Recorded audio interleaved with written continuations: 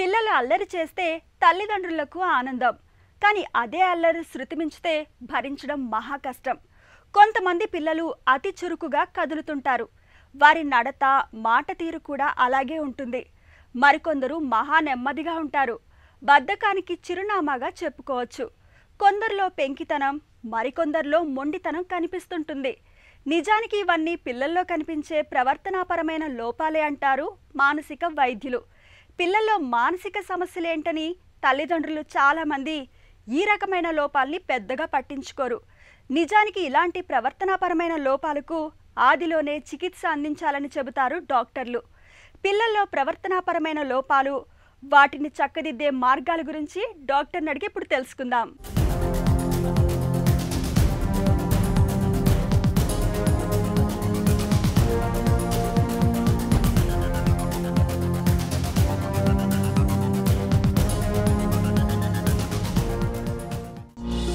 Conductive disorders అంటే ఏంటి?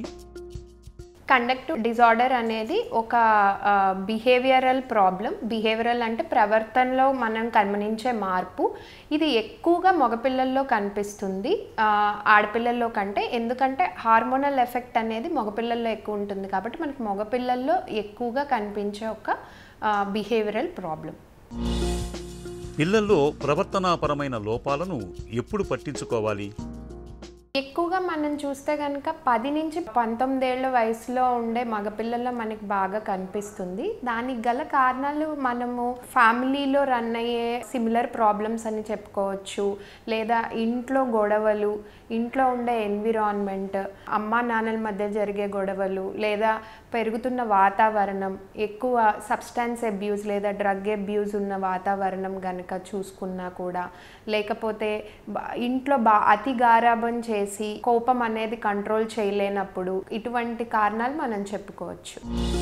పిల్లల్లో ప్రవర్తనాపరమైన లోపాలను ఎలా నిర్ధారించుకుంటారు? కండక్టివ్ డిజార్డర్స్లో మన లక్షణాలు కనుక చూసుకుంటే ఫస్ట్ కోపం అనేది ఎక్కువ ఉంటుంది. వాళ్ళకి వస్తువుల్ని పాడు చేయటం, విసిరేయటం, విరక్కొట్టడం ఇలాంటివి చేస్తూ ఉంటారు.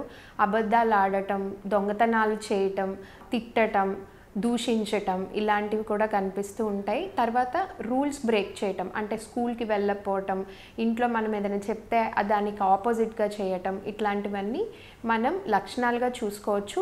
ఈ లక్షణాలు గనక గడిచిన సంవత్సరంలో మనం పిల్లల్లో అబ్జర్వ్ చేస్తే గనక మనం దాన్ని డయాగ్నోసిస్ చేసుకోవచ్చు. పిల్లల్లో ప్రవర్తనాపరమైన లోపాలకు చికిత్స ఎలా ఉంటుంది? కండక్టివ్ డిజార్డర్స్కి చికిత్స అంటే మెయిన్గా థెరపీస్ అనే చెప్పుకోవాలి, లేదా కమ్యూనిటీ బేస్డ్ ట్రీట్మెంట్ కూడా ఉంటుంది. అంటే ఎన్విరాన్మెంట్ని మార్చుకోవటం, పిల్లల్ని ఇండివిజువల్గా థెరపీకి తీసుకురావటం, దానిలో మనం కాగ్నిటివ్ బిహేవియరల్ థెరపీ అనేది యూజ్ చేస్తాం ఈ పిల్లలకి. ఇంకా స్పెసిఫిక్గా మందులు అంటూ ఏమీ ఉండదు, బట్ చుట్టుపక్కల ఉన్న పరిసరాలను మార్చుకోవటం, తను ఎంకరేజ్ చేయటం, కోపం వచ్చినప్పుడు ఎలా సెల్ఫ్ రెగ్యులేట్ చేసుకోవాలి ఇలాంటి టెక్నిక్స్ నేర్పించటం, కామింగ్ టెక్నిక్స్ నేర్పించటం, ఇట్లాంటివన్నీ మనం ట్రీట్మెంట్ పార్ట్గా చెప్పుకోవచ్చు.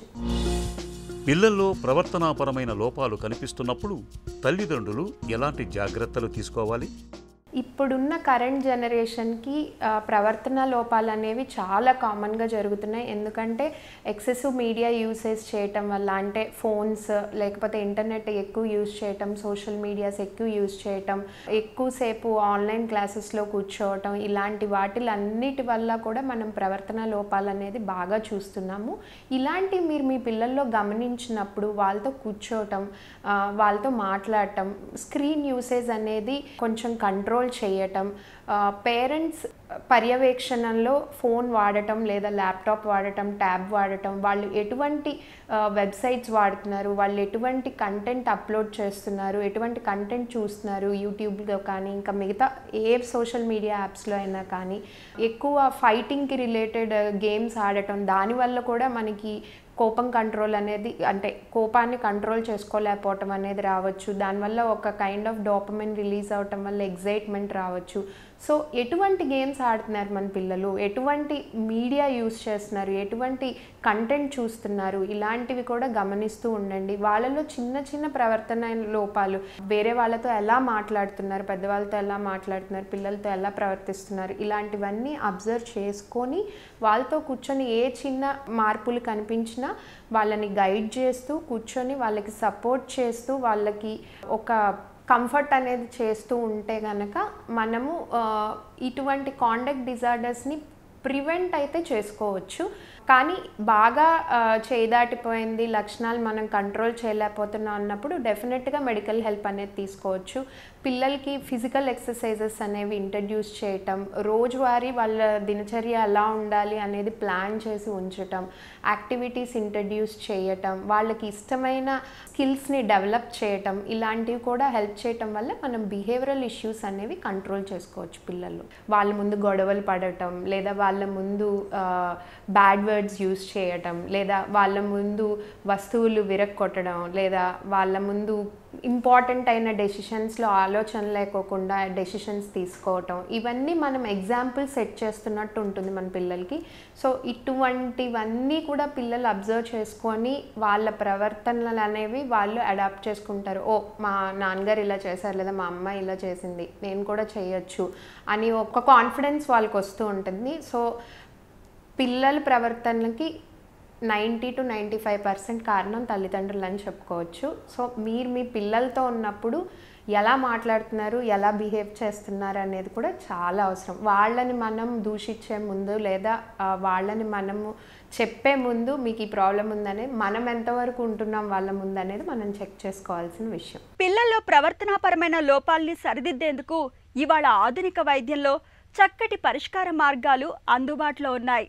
కౌన్సిలింగ్, బిహేవియర్ మోడిఫికేషన్ థెరపీలు, అవసరం మేరకు మందులు వాడుకోవడం ద్వారా పిల్లల్లో ప్రవర్తనాపరమైన లోపాల్ని చక్కగా సరిదిద్దవచ్చు.